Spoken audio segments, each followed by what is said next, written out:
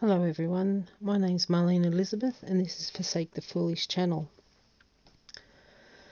I just want to let you know that I have currently in the works a part 4 of my conspiracy video series, so there will be a part 4 coming out shortly. Okay, now just to give you a heads up, I call my channel Forsake the Foolish because of this verse: forsake the foolish and live, and go in the way of understanding. It's Proverbs 9 and 6.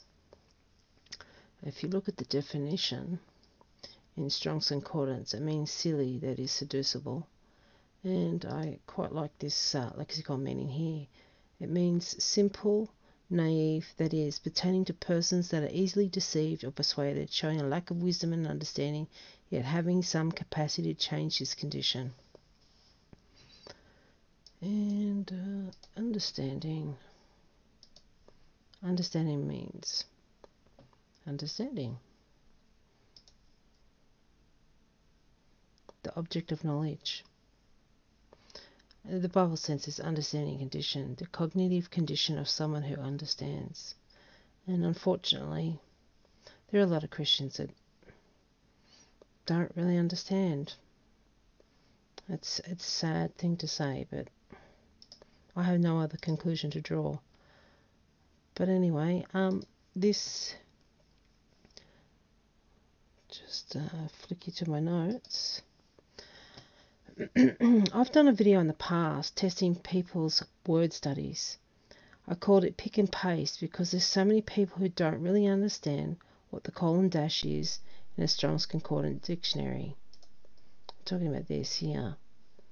Everything after the colon dash. This is not what it means. This is how it's rendered in English.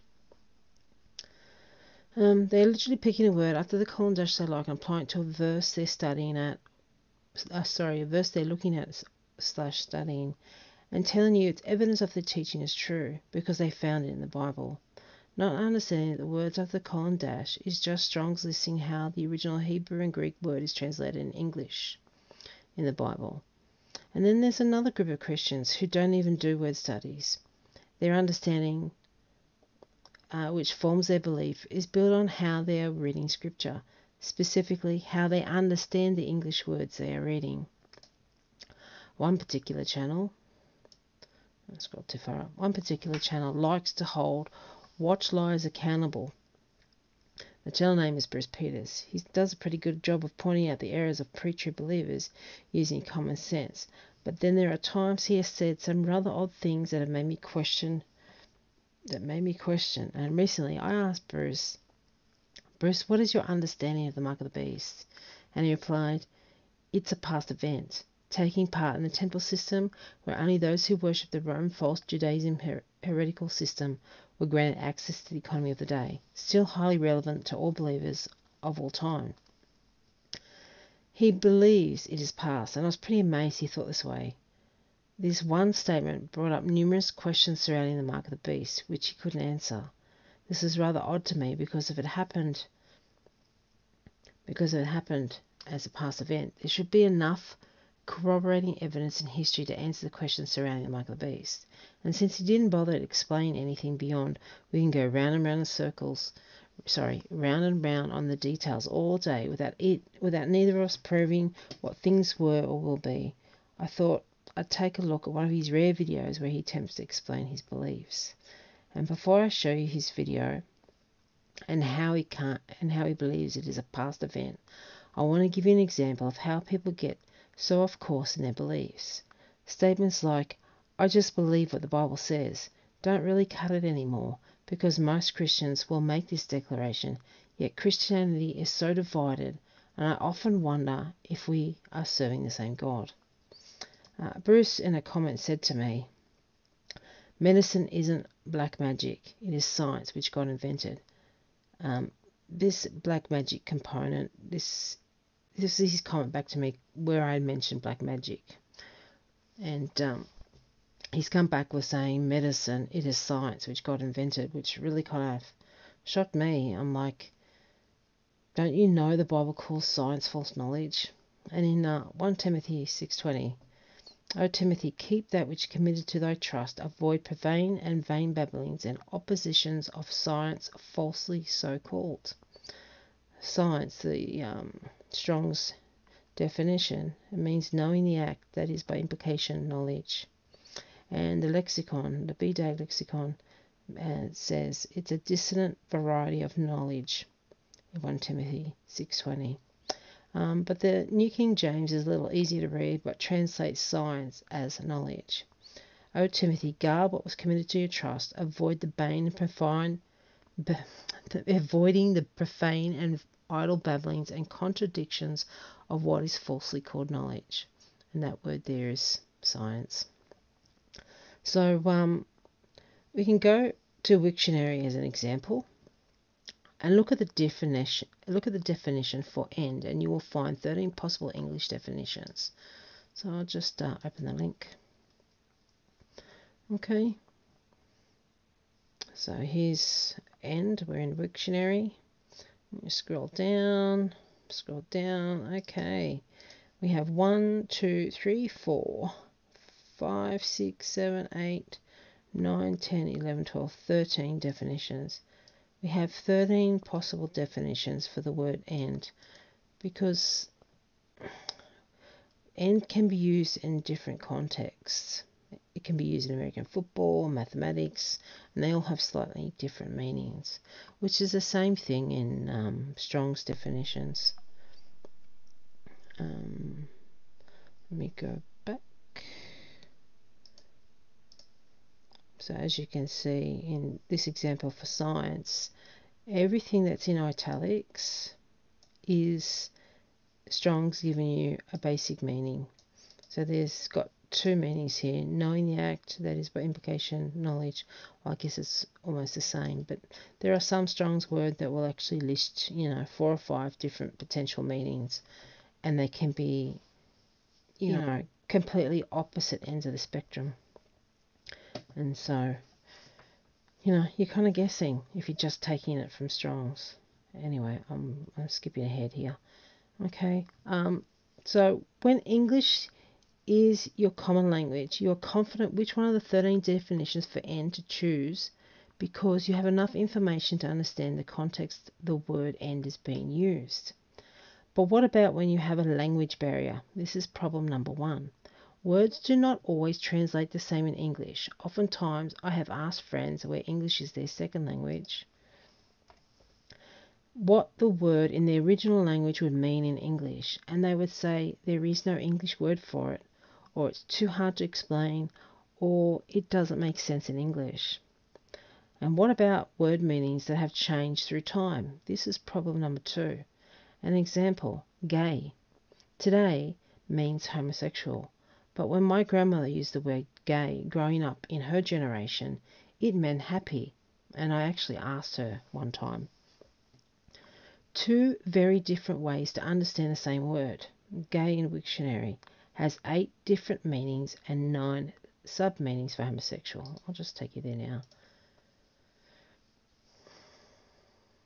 Okay, I'll scroll down. So we have homosexual as 1, 2, 3, 4, 5, 6, 7, 8, 9 meanings under this first meaning, and gay has 1, 2, 3, 4, 5, 6, 7, 8 meanings. And like I said, my grandmother said it meant happy, and this is now a dated definition. No one's saying gay meaning to be happy anymore, but in my grandmother's generation that was the case. Now, what if my grandmother or yours of the same era was using the word gay in a conversation to a person she just met? Would she be talking about her sexuality or her happiness? And what if you couldn't ask your grandmother what she meant? What if you were reading one of her old letters and you read the word gay and the context was not obvious what she meant? Do you tell people, I believe my grandmother was gay because I found this revelation recorded in her letter? People have a tendency to want to gossip.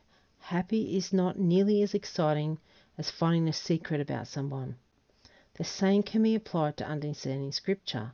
It's the exciting stuff that gets the attention of people, and as long as it appears as no one can argue against it, people will happily declare and support it as truth. Trust me, they get very angry if you burst their bubble. Biblical dictionaries, especially lexicons, overcome both the language and time barriers. Both these problems. They help fill in the gaps of our knowledge. Lexicons, that's Greek, Hebrew, Aramaic dictionary, can help you understand the original meaning, etymology, the nuances of the language in their original context. It is an extremely useful tool when studying the Word of God. You can find exactly what the word means in a particular scripture because good lexicons will give you the finer detail, literally pinning the definition to a verse. So if you have 13 definitions for the word and, we saw in Wiktionary, then a good lexicon will tell you, excuse my spelling, will tell you the verse you're looking at means the second definition, for example. I don't speak another language. I certainly do not know ancient Greek or Hebrew, so I use these language tools like Strong's Dictionary Concordance with lexicons to help me understand what is meant. And I did a Bible search for gay and was surprised to find the scripture. I was surprised to find the word in the scripture. And I found it in James 2:3. And ye have respect to him that weareth the gay clothing, and say unto him, Sit thou here in a good place, and say to the poor, Stand thou there, or sit here under my footstool. Now, reading this in English, does it mean we are to have respect to him that weareth homosexual clothing, or happy clothing? Gay in Scripture doesn't mean happy or homosexual, but if your only frame of reference is your life experience, surely you can see the problems with this, how we're making so many errors. Gay in Scripture is this word here, G 2986, lampros. It means radiant by analogy, limpid, figuratively, magnificent or sumptuous in appearance. And it's translated as gay in James 2:3. And the lexicons for gay, the DBL lexicon says elegant, glamorous, elegant, implying superficiality. And see how it gives you the verse? That's what I mean by pinpointing. This lexicon here, the EDNT, especially radiant, glistening clothes. And again, it has the verse here. Bible sense, splendid, magnificent, having great beauty, resplendency, perhaps of a reflective, sparkling manner, or of a shining white nature. Again, it pinpoints it to this verse. And Bloomfield's another lexicon, splendid, sumptuous of address. So each of these lexicons have used all those definitions to explain it, but nowhere are you seeing homosexual or happy. So this is what I mean. You can't just read it in English and think that you understand it. I hope I've explained this, pretty clearly with the gay example, because it just seems so obvious using that as an example. Now, my favourite ministry not is Ministry Revealed. I have called him out on his errors, and for my efforts I have been blocked from his channel, and I've been kicked out of his forum, so that should say a lot. But anyway, he's built his ministry right from the beginning talking about this gorgeous robe in Luke, claiming to understand who the gospel is speaking to with the robe, and he has a whole video about it. And I might just take you there and I'll just play it. 3631. Hotjar takes marketers from wondering WTF to knowing what to do next. Two chapters. So what did I say? 3631. Okay. Let's go there.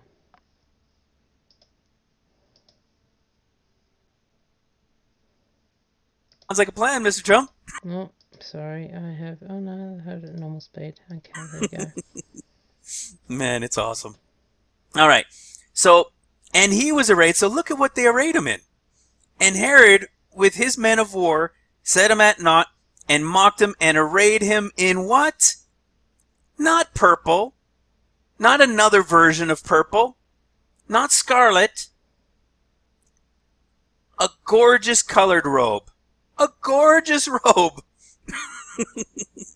You ready? It's exactly what you think. Radiant, magnificent, bright, clear, white. How many times have we used these on this channel? White, bright, clear, clean. Always. Because it's talking to the bride.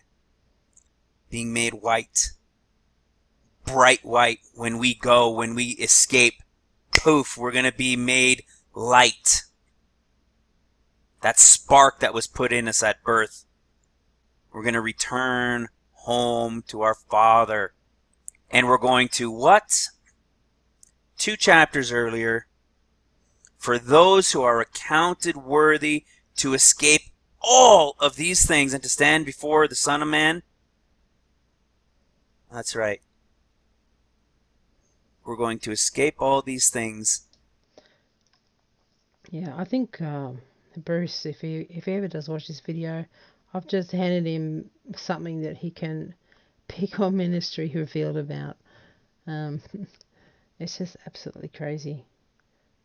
He's been going for 5 years talking about these robes, saying the Holy Spirit gave it to him, but then, he admits in another video that it was somebody else, one of his followers. Anyway, I could harp on him for days, so I'll stop myself from there.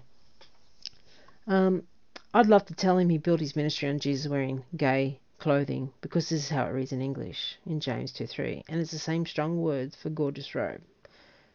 It would be foolish of me to say Jesus was wearing a homosexual clothing, but this is how quickly people go. People take a detour, of course, away from the truth. Even if I believe Jesus is wearing homosexual clothing, because the way it reads in English, I wouldn't declare such a thing until I proved it to the best of my ability, and in my experience, lexicons really stop you from entering into La La Land. So now I want to show you what I found when trying to understand why Bruce thinks the mark of the beast is a past event. Okay, some of the basics. I'm just going to play this video and play the 3 sections, and then we'll do a little bit of a study. Okay, well, that's me. This is his channel. He likes to hold watch liars accountable. That's basically the prominent voices of the pre-tribulation doctrine. You can see who he's talking to, and he has done a video on ministry revealed. One video. I wish he would do more, but to be fair, he does 3-hour videos. That's pretty exhausting to try and find his errors. But anyway, scrolling down, he did this video, some basics of what I believe he did 3 years ago. Okay, I'll just play you the first clip. Rather than only criticizing other. Hey guys, I'm going to give this a shot. I've been asked a number of times to do a video at some point explaining what I believe, rather than only criticizing other people's videos, and I think that's a fair thing for me to do.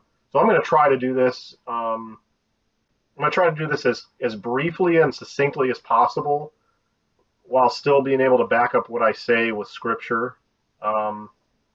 Because what I believe is so different from what these end times speculators believe. It's like we agree on almost nothing. So there's a vast amount that I believe differently about this stuff. And so I'll try to be brief. But okay, that's the first clip. I want to take you to the next clip where he starts talking what I believe is how he's understanding that it's a past event.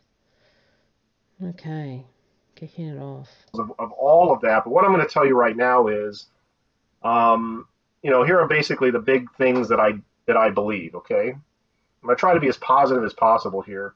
So first of all, we're not in the end times right now. The end times already happened in the first century, back when the Bible was written, back when the New Testament was written, I should say. And this is backed up by many verses. Everybody from Paul to Peter to James to John. Okay, so what he said there was the end times already happened. And these verses here are his proof. I'll get to that in a minute, but let's go to the next clip I want to show you. He's actually explaining these verses a little bit more here. In the 21st century, right? So I think there's a lot, and I mean a lot of evidence that the end times were around in the first century. Here's a couple verses more I can just show you.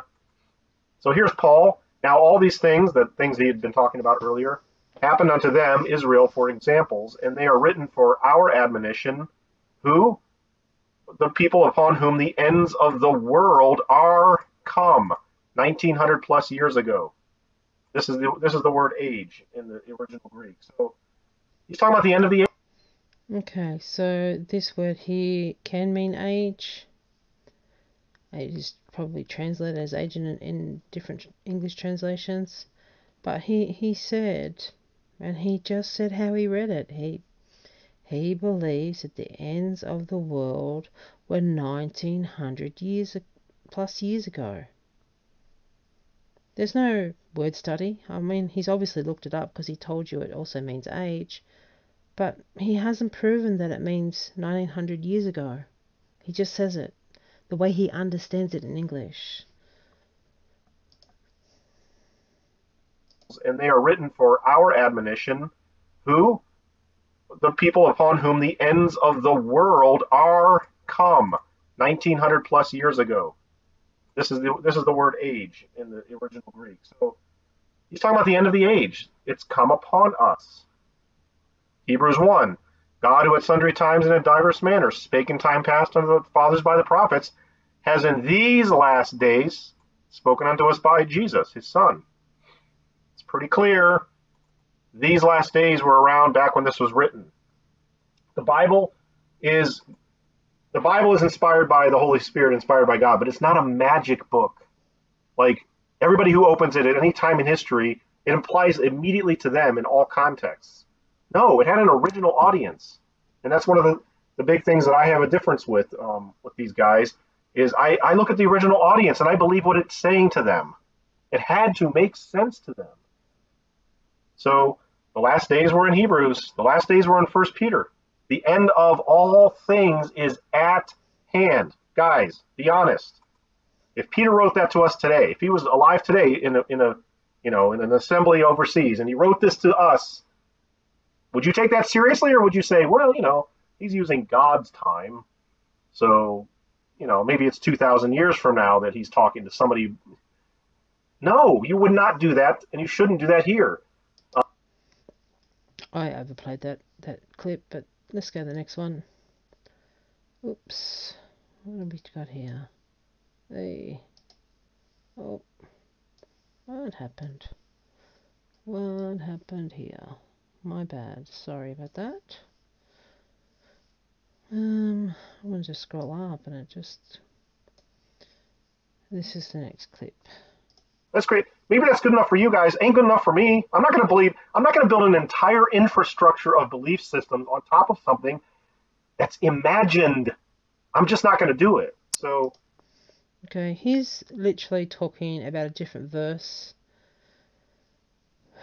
But it's just interesting what he's saying because this is what he's believing. I mean, even though it's a different verse and it's on another topic, this is what he believes. That's great. Maybe that's good enough for you guys. Ain't good enough for me. I'm not going to build an entire infrastructure of belief systems on top of something that's imagined. I'm just not going to.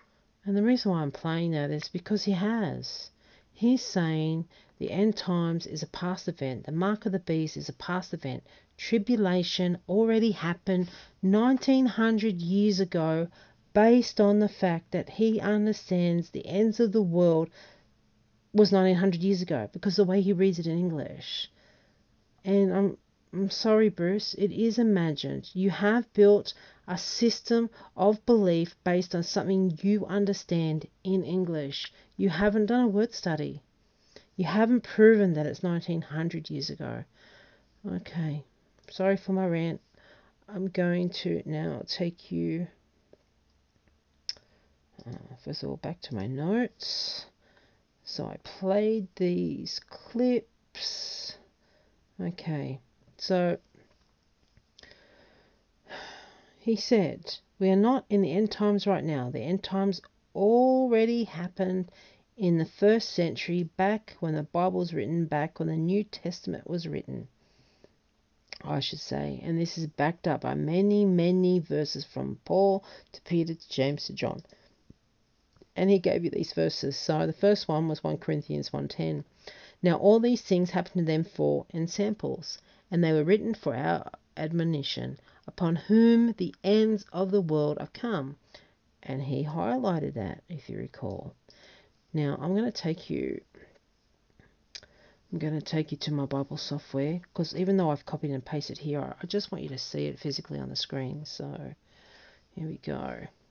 Okay, so it's 1 Corinthians 10:11. Okay, this is the verse here.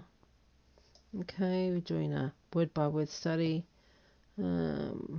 Now he had ends of the world. So this is a list of lexicons that I have in my Bible software. This one is Strong's. So we'll look at the Strong's. Oh, my bad. That's not Strong's. This one's Strong's. Okay. I hover over that. A concise dictionary of words in the Greek Testament and Hebrew Bible.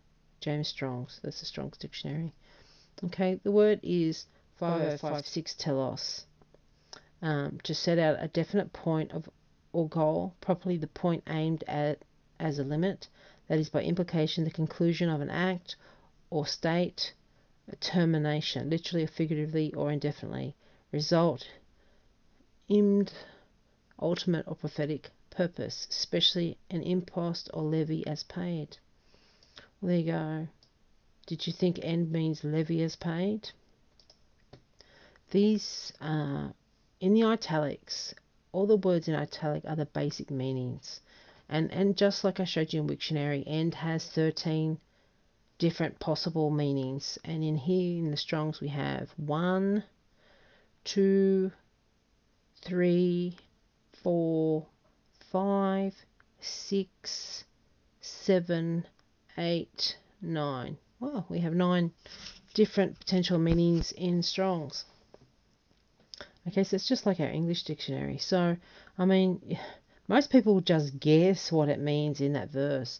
Sometimes it can mean all those definitions in regards to gay and gorgeous robe I showed earlier. Let's take you to the first lexicon I want to show you. It's called the BDAG, a Greek English lexicon of the New Testament. Okay, my Bible software highlights it in pink, the words I'm looking at. So I'm just going to scroll down till I see the pink, 1 Corinthians 10:11. Let's just go back. Okay, the last part of a process, close and conclusion, especially the last things in the final act in this cosmic drama. So that there, just reading that, is telling you the end. Not 1900 years ago was the end. Okay, that's the definition. I'll take you to the next one, Taya. Taya is a common lexicon that people will use. It's a Greek English lexicon of the New Testament. Joseph Henry Taya. Okay, you can see 1 Corinthians 1:10 there. So the definition means end, that is termination, the limit at which a thing ceases to be. always at the end of some act or state, but not of the end of a period of time. In the scriptures, also a temporal end in space everywhere called. Okay, it's the end, it's the termination, it's the limit. Yeah, the limit was not 1900 years ago. We're still here. Let's go to the next lexicon. This one here. This is the Exegetical Dictionary of the New Testament. Okay.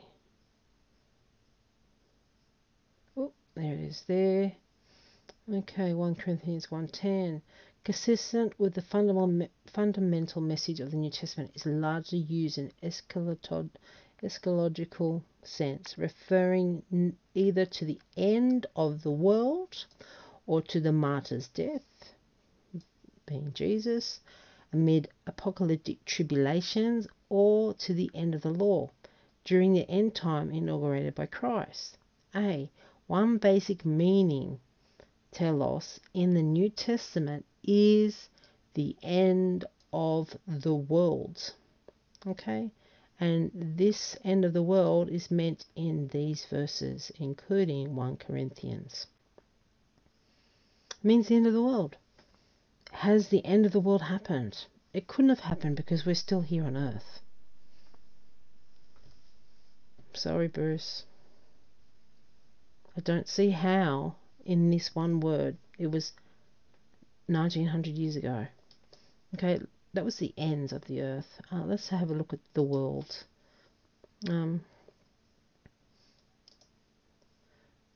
It's the Strong's Dictionary. It means aeon from the same. It means an age, which Bruce did say that. It does mean age. He obviously looked it up, which I'm not arguing with. By extension, perpetuity, also past, by implication, the world, especially Jewish Masonic period, present or future. Okay, so it can mean age. Remember, it's in italics. These are the basic meanings: age, perpetuity, the world, and that's it. Okay, let's look at some lexicons. Let's look at the Taya. The Taya lexicon. Okay. Scroll down. Where have we got it? Okay, there it is. Okay, it means the ends, the last part of the ages before the return of Christ. Has Jesus Christ returned? No, he hasn't. I don't understand how Bruce is saying this happened 1900 years ago. Sorry, Bruce, I think you're wrong. Is it this one here? This lexicon here, it actually gives me the Hebrew equivalent, which is olam. So we'll just look it up.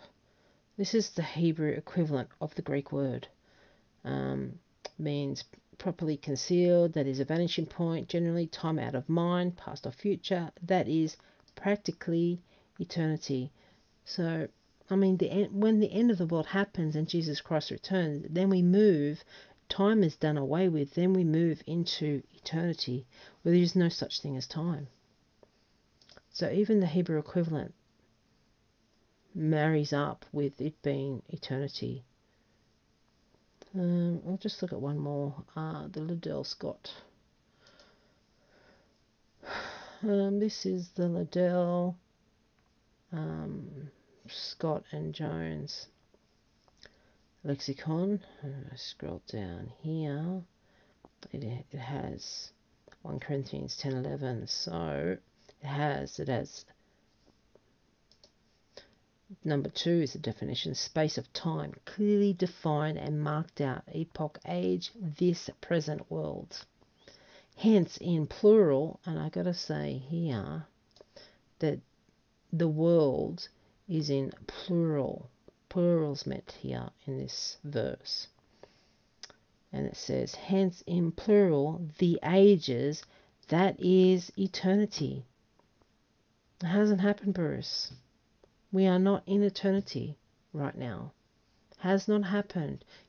You've literally said you believe tribulation is a past event. Mark of the beast is a past event. But you have understood that by just reading it in English. You haven't even consulted a lexicon. It's just, for me, it's frustrating because people believe what people say without testing. Okay, end of the world has come. This is another word we can look at. The Strong's definition is katanteo, to meet against, that is arrive at, literally or figuratively. We can have a look at the lexicon. Let's just look at teo. This is the teo here. Okay, 1 Corinthians, to come, to arrive at, which is what we got from the Strong's. And it says here properly, that is whose lifetime occurs at the ends of the ages. That's the end of the world. So, going back to my notes. 3 words, ends, world, and come, and the lexicons for each of these words have a common theme, which is the end of the world and the start of eternity. We know this to be before the return of Christ.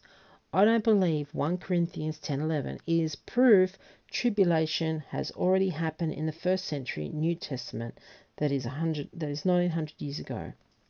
Apart from you reading the English words and drawing what you think is a logical conclusion, what else are you using to prove your point, Bruce? That's how you understand it? Is that your proof? Because that's how you understand it? You say it's backed up by many verses, and I'm saying, really? Let's take a look at the next cab off the rank.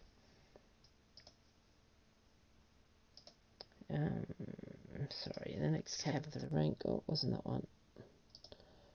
I'll just take you back to his, remember here, we just did that verse, so the next cab of the rank is Hebrews 1 to 2, so I'll just go back to my notes.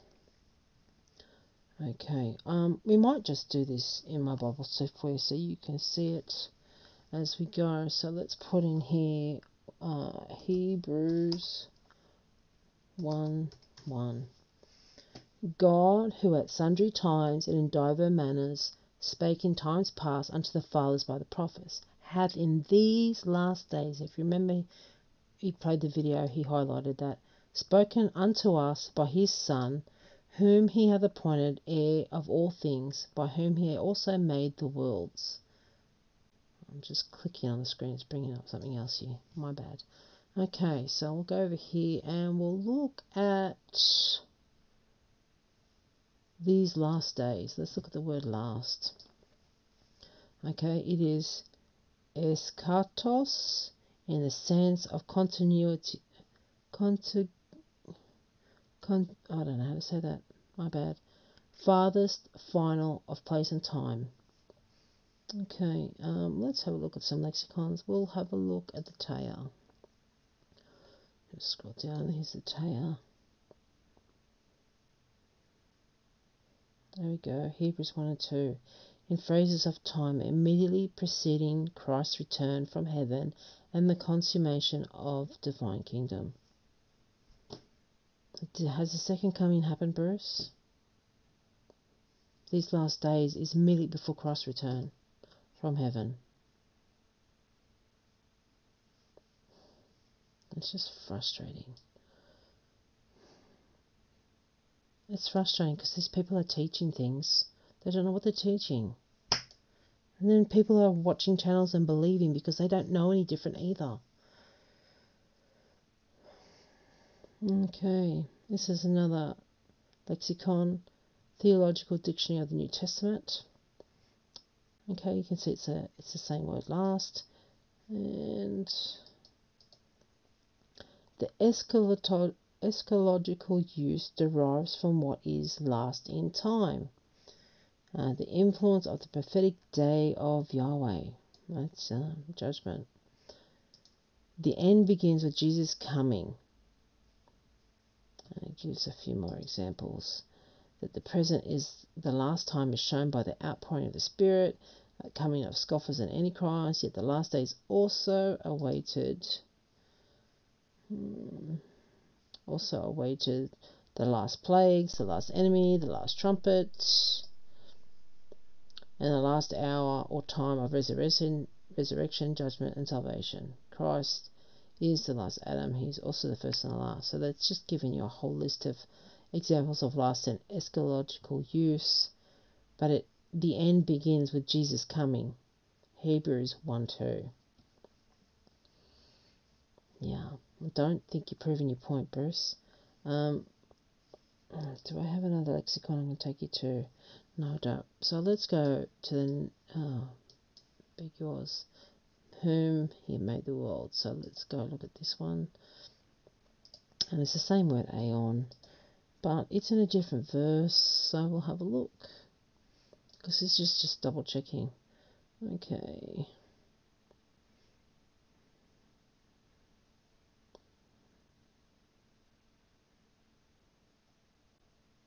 There it is here. So this is the VDAG lexicon, Greek English lexicon of the New Testament. The world as a spatial concept, the world, created by God through the Son. I don't know. We're still here in the world, Bruce. I don't know what to say to you. We'll go to another lexicon. Go to this one here. This is the Theological Dictionary of the New Testament. Scrolling down. Here we go here. Aeon as a world, from time of the world. Aeon easily came to mean the world itself, with an equation of cosmos, and aeon, the plural, can mean worlds along the same lines. You know, world and time is connected. Because when we're in eternity, there is no time. But when we're in the world, there is time. Literally, time. Go to the Taya.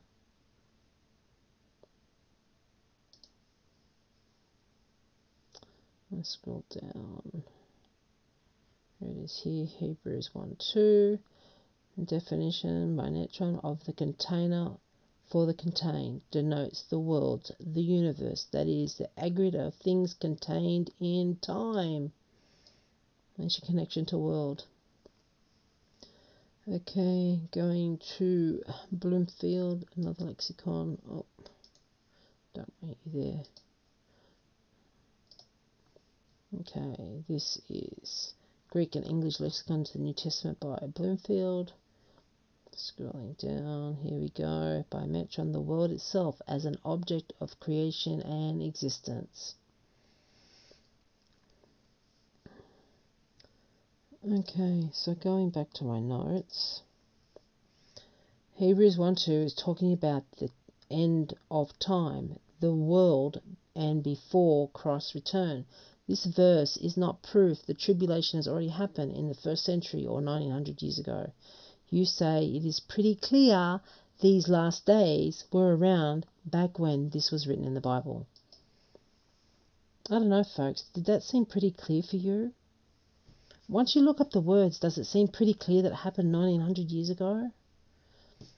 This is exactly the problem we have in Christianity. We go off half-cocked with what we think it means, I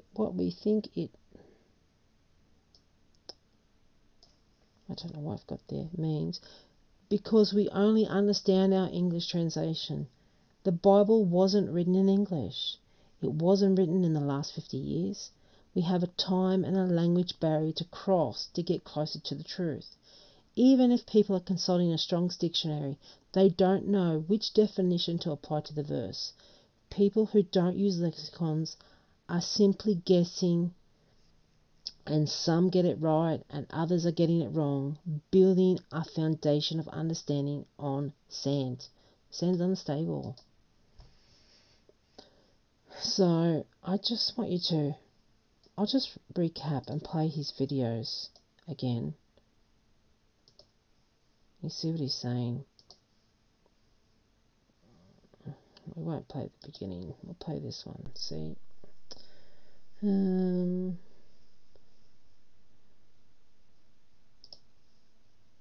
details of all of that. But what I'm going to tell you right now is, here are basically the big things that I believe. Okay, I'm going to try to be as positive as possible here. So first of all, we're not in the end times right now. The end times already happened in the first century, back when the Bible was written, back when the New Testament was written, I should say. And this is backed up by many verses. Everybody from Paul to Peter to James to John. I didn't put First John in here, but John. Okay.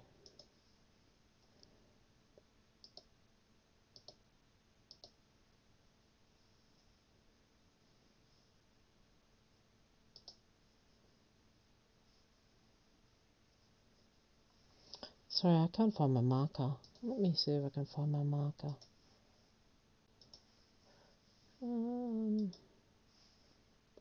Not bad. Where's my marker? It was 4:34. 4.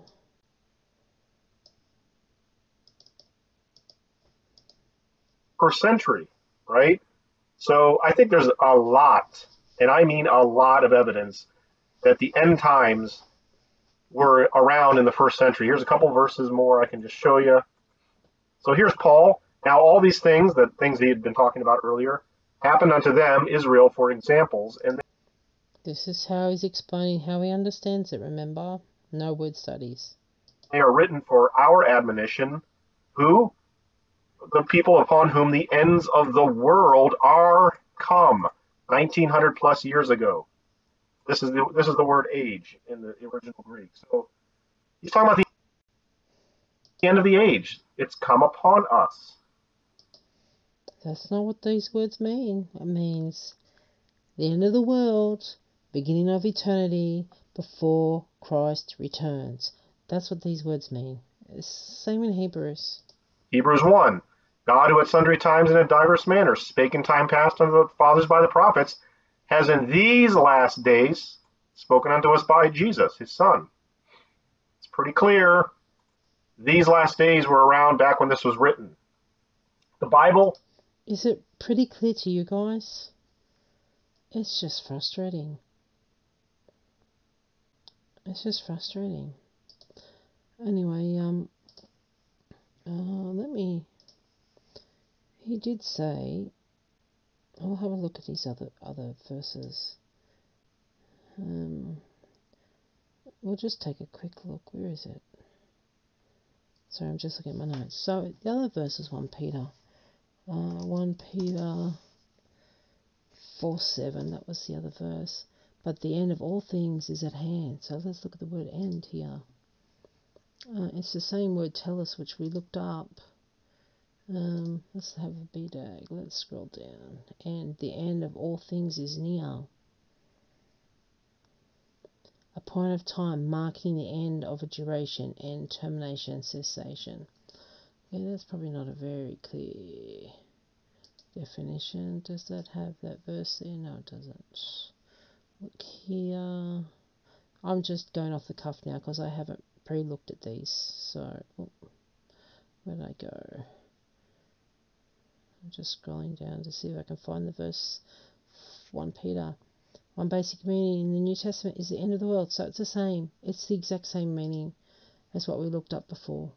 Okay. It means the end of the world. Okay, so that was that verse. He had James 5, 7 and 8.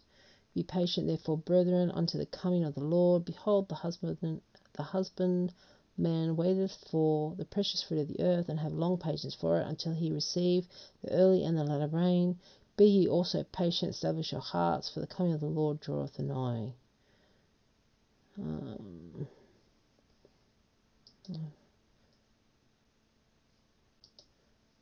I don't know what words are you using there? the coming of the Lord. I mean, that's not the end. I don't know. Or last. There's no mention there, so I'm unclear what word he's using there to prove it. So let's have a look at James. The other one was James 5:3 was the other word. Your gold and your silver is cankered, the rust of them shall be a witness against you, and shall eat your flesh as it were fire. Ye have heaped treasure together for the last days. We've looked at this as the same word. Let's see if it means the same thing in this verse. This is the same as 1 Hebrews.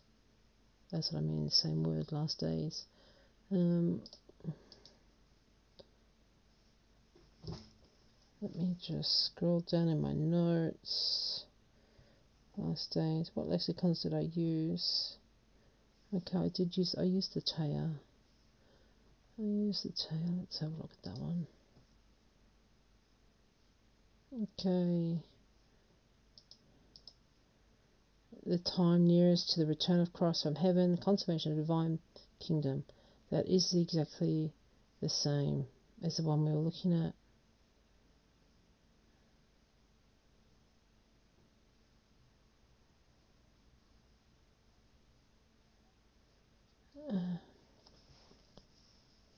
It wasn't exactly the same. I can't see the other verses there, but the other verses were talking about the return, time before the return of Christ.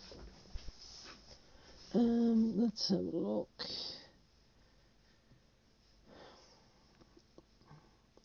Let's go back. We'll have a look at the BDAG. See if it's the reason why I'm going through. I mean, all these are, apart from this one, all the rest are lexicons. And the reason why I have so many and why I'm flicking through different ones is because not all lexicons will do every verse. Taya is a good one. It'll do most verses, and so is the BDAG, but sometimes they don't do every single verse. So that's why I pre-do it, but I'm doing it off the cuff at the moment, so... Okay, there it is there.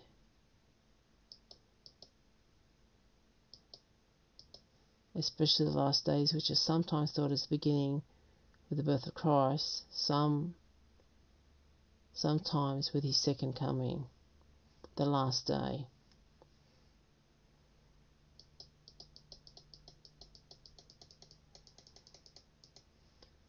Situation in which there is nothing to follow.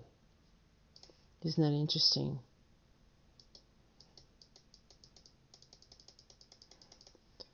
Pertaining to being the final item in a series, least last in time.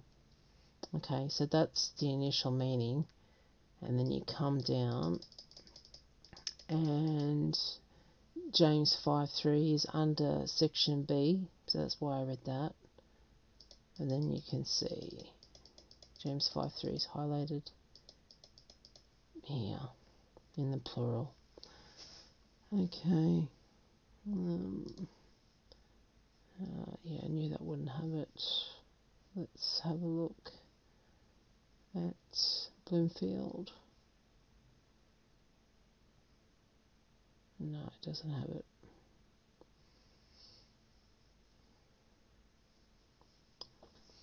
Okay.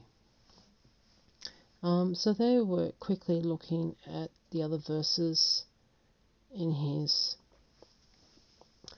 things that prove that happened way back when the New Testament was written. It's not accurate. He's not accurate when he's saying these things, and he's not accurate. He hasn't done his homework. He hasn't checked. I mean, he might as well say Jesus is wearing homosexual clothing, because that's how ridiculous the thing that he's saying. It's not founded on any. It's not founded on a rock. It's on sand. It's unstable. It falls apart. His understanding falls apart. It doesn't stand up when it's being tested. It falls apart. So I might in the future go through the rest of his video, because usually when you start finding these mistakes, you find a lot more. I initially liked Bruce Peters. I just loved his common sense. But there were some things that he was saying that made me go, what? Mark of the Beast is a past event? Then if it's a past event, then tell me, what was the name of the beast? What was the number of the beast? What was the image of the beast? What was the mark of the beast? And I did actually ask him that question. It was what video was it? One of his recent videos. It was probably this one. And because it was about the beast system, and he just didn't have an answer for it. It's just frustrating. If you're going to say that the mark of the beast was the past event, then surely there's something in history that would prove that. I mean, we have ancient documents, albeit from the enemy's perspective, that say there was a flood event that corroborates the story from the Bible. I mean, they have different details, but there's a worldwide flood event. So there's just nothing on this mark of the beast. He can't answer it. If you can't answer it, why say it? Yes, of course you can say, I believe, but you're here, and this is the aim of his channel. I aim to combat hype by preaching truth. Now, he thinks hype is all these watch liars or pre-tribbers setting dates, and the dates come and go, and they're watching to be raptured and escape from this world. That is hype. I do agree with that, but what truth is he preaching? Oftentimes he's not making himself clear on what he believes, or he's making statements that he doesn't explain. He's making statements that he doesn't prove. And yeah, where was it? This comment here. Let me just go back to my notes.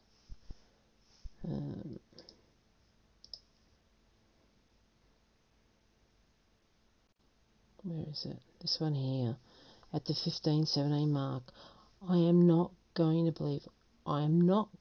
build an entire infrastructure of belief system on top of something that's imagined.